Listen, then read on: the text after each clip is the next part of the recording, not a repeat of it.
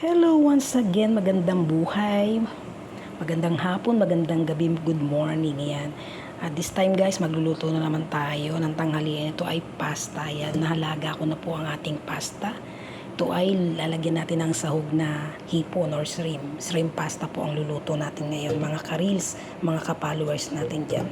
At ayan na guys, tayo ay magigisa. Nilagay ko na ang ating bawang. Ayan, sinunod ko na yung ating sibuyas guys.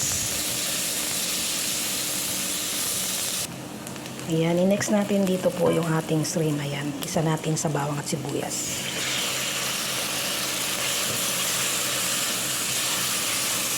Ayan po ang ating shrimp.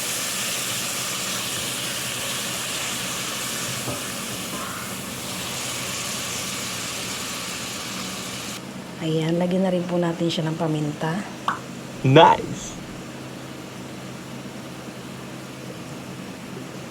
Maglagay tayo ng paprika. Ayan, tansya-tansya lang.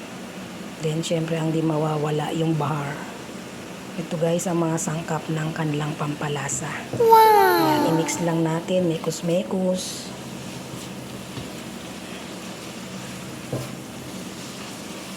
Ayan, wait natin guys na maluto ang ating shrimp. Ayan guys, may bell pepper tayo. And then yung bagdunas, hindi mawawala yung mga dahon na yan.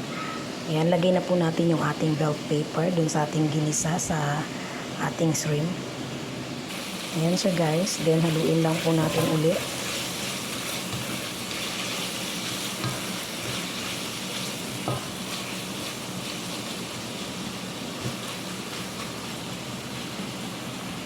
Ayan, then ine-next ko na po rito yung dahon, yung bagdunas. Ayan, bagdunas po ito sa Arabic. Ito po ay tawag dati sa atin naman ay celery. Ayan, haluin lang po natin uli, i-mekos-mekos. Ayan.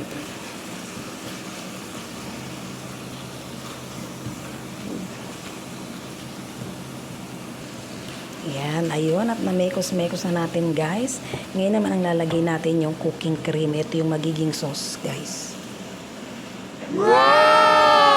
Ayan na guys, nalagay na natin ang ating cooking cream. Mekos-mekos lang puli natin muli. Ayan. Until kumulo yung ating cooking cream, maluto. Then maglagay na rin po tayo ng salt. Ayan, itansya lang po muna po natin ang ating salt. Ayan. Hintayin po natin kumulo. About 2 minutes lang. Ayan na siya guys, kumukulo na po yung ating cooking cream. Timplahin na po natin kung ano po ang maglasa. Sa inyo po yung inyong panglasa kung okay na ang mga timpla. Ayan, okay na po siya guys. Then ihulog na po natin o ilalagay na po natin yung pinakulo nating pasta. Yung ating po palang bell pepper ay ating hinapcook lang. Ayan, lalagay ko na po yung ating pastang pinakulo. Ito na po siya.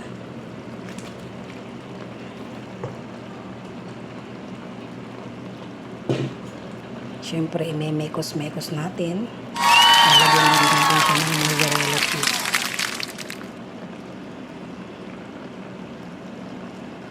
Pampakreamy guys ng ating sauce. Ayan, mekos-mekos lang natin guys. At ayan, luto ng ating pasta shrimp.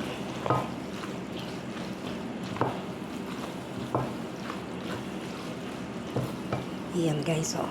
Diba? Napaka-yummy, creamy.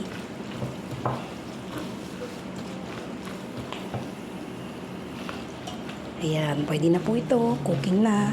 Luto na siya. Ayan, mga ka-reels, mga ka-followers natin dyan. Baka naman po. Iwanan nyo naman po ako ng bakas dyan sa baba. Para na makita ko kayo, diba? I-like nyo na rin po ang ating page, Lucy Pablo. And then ating YouTube channel ay Lucy Vlog at 29. Ayan, pa-subscribe and pa-like po. And then comment. Ayan po ang ating pasta shrimp. Maraming pong salamat and God bless po ating lahat and mag-iingat po tayong lahat. Bye-bye mga ka-followers and ka-reels, ka-YouTuber. God bless.